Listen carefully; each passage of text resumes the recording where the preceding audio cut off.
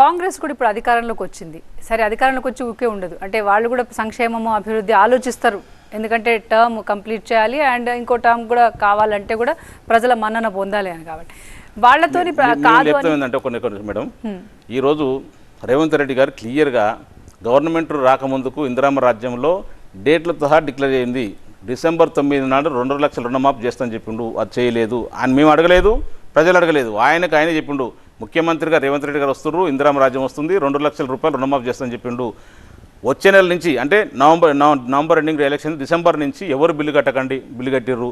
Water మాఫీ నల్ల నీళ్ళకు మేము బిల్లులు మాఫీ చేస్తే మళ్ళీ అందరికి బిల్లు వస్తున్నాయి. ఇప్పుడు మూడవది అందరికీ రైతు కూలీలకు కూడా డబ్బులు ఇస్తానని చెప్పిండు, కౌలు కూలీలకు కూడా డబ్బులు ఇస్తానని చెప్పిండు. నెక్స్ట్ మంత్ నుంచే, మనం చెప్పింది కాదు.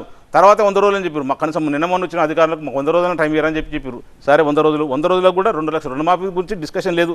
కనీసం దాని వైపు అడుగులు కూడా వేయలేదు. కనీసం మరి అధికారం పిలిచి 2 లక్షల రుణమాఫీ ఎంతమందికి ఉంది, ఎంతమంది రుణమాఫీ చేయాలి, ఎంత చేస్తానని చెప్పి ఆలోచన వచ్చిందా? ఎంప్లాయ్మెంట్ ఏ డిపార్ట్మెంట్ ఎన్ని ఖాళీలు ఉన్నాయి, ఇప్పటివరకు దాని మీద రివ్యూ చేసినరా? అధికారులకు సంబంధించిన మీ ఆర్డర్ జారీ చేయాలి కదా. మీ డిపార్ట్మెంట్లో ఎన్ని ఖాళీలు ఉన్నాయని చెప్పి చేసిరా? అసలు ఏమీ లేదండి. ఊరికే ఈ 3 నెలలు ఖాళీ టైంపాస్ చేస్తూ ఏదో ప్రతిపక్ష పార్టీని దెబ్బతీయాలని, కేసీఆర్ గారిని ఎట్లా అని చెప్పేసి ఏదో స్కామ్లు ఇరికించాలని చెప్పేసి, పార్టీని బొందబెట్టాలని చెప్పేసి బురదలుతుంది తప్ప ఇంక అంతకు మించింది ఏమీ చేయలేదు. ప్రజలకు వరగబెట్టింది అయితే నాకు తెలిసైతే ఏం లేదు. నేను ప్రతిపక్ష పార్టీ నిజం చెప్పినా కూడా నమ్మకపోయినా వాస్తవం. ప్రజలకు ఏం తెలంగాణ రాష్ట్రంలో ఈ 100 రోజులలో ఏం జరిగిందైతే లేదు. ఏమంటే ఉచిత బస్సు అంటున్నారు, లేదా 10 లక్షలు ఏదో హెల్త్ స్కీమ్ అంటుంటారు, అంతే తప్ప ఇంకే అసలు 2000 ఎందుకు ఇస్తలేదు చెప్పండి? మీరు వచ్చింది 100 డేస్ అయింది కదా, స్టార్ట్ చేయాలి కదా. కనీసం దాని మీద విధివిధానాలు నడుస్తున్నాయా? 2000 ఎవరికి ఇవ్వాలి, ఎవరికి ఇవ్వద్దు, ఎందుకు ఇవ్వాలి, ఎందుకు ఇవ్వద్దని దాని విధివిధానాలు నడుస్తున్నాయా? నడుస్తే మేము కూడా నమ్ముతాం. స్టార్ట్ చేసి 20 ఇంకో 2 నెలలకు 3 నెలలకు వస్తాయని చెప్పేసి 2000 4000 రూపాయలు ఎమ్మడే చంద్రరామ రాజు రాగానే 2000 నుంచి 4000 రూపాయలు ఇస్తాను చెప్పారు. ఇంట్లో ఇద్దరికి ఇస్తాను చెప్పారు. మరి అది ఎక్కడ పోయింది స్కీము? ఇంతవరకు దాని మీద అసలు అడుగులేదే. మరి ప్రజలు గమనిస్తారు కదా. ముఖ్యంగా రైతులైతే హరిగోసపడుతున్నారు. నీ కాంగ్రెస్ నాయకులు, ఎమ్మెల్యేలు కానీ, మంత్రులు కానీ మీరు పోయినా కూడా అడ్డగించి కొట్టే పరిస్థితులు ఉంది. The football is mother of all games. It is a team sport. The leadership attitude is taking the ownership. It's always a big responsibility to take decisions and the right decisions.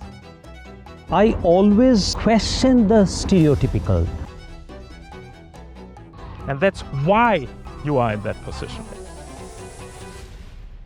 This and more, streaming on News 9+. Subscribe now. ఊర్లలో so మీకు ఖచ్చితంగా మీకు ఓటేసే పరిస్థితి లేదు. మీరు ఎన్ని కళలు కన్నా కూడా మీకు ఓటేయరు. కేసీఆర్ పాలన గుర్తొస్తుంది. కేసీఆర్ గారు శ్రీరామ రక్ష. కేసీఆర్ గారు అయితే తెలంగాణ రాష్ట్రం బాగుపడుతుంది. కేసీఆర్ అప్పు తెచ్చిండో మాకు టైంకి అయితే టింగ్ అని డబ్బులు వచ్చినాయి, రైతు బంధు వచ్చింది, రైతు బీమా వచ్చింది, నీళ్ళు వచ్చినాయి, కరెంట్ వచ్చినాయి, ప్రతి గింజ కొన్నాడు, మాకు ఎలాంటి ఇబ్బంది లేదు. ప్రతి నెల ఫస్ట్ రోజు రైతు మన పెద్దవాళ్ళకందరికీ 2000 రూపాయలు పింఛన్ వచ్చింది. ఎవ్వరు కూడా ఇబ్బంది పడలేదండి స్కీమ్లల్లో. అందరూ హ్యాపీగా ఉండి వెల్ఫేర్ అందరం ప్రతి ఇంటికి అందింది. అందరూ హ్యాపీగా ఆ గుర్తు తెచ్చుకొని ఖచ్చితంగా కారు గుర్తు కొట్టేస్తారు. రైట్. సో అభ్యర్థుల కసరత్తు పూర్తయినట్టేనా, లేకపోతే అంటే ఇంకా ఇప్పుడున్న వేవ్ని కొంచెం చల్లారినాక మళ్ళీ అభ్యర్థి 2 డేస్లో ఒక వరంగల్ అభ్యర్థిని అనౌన్స్ చేస్తారు అంతే.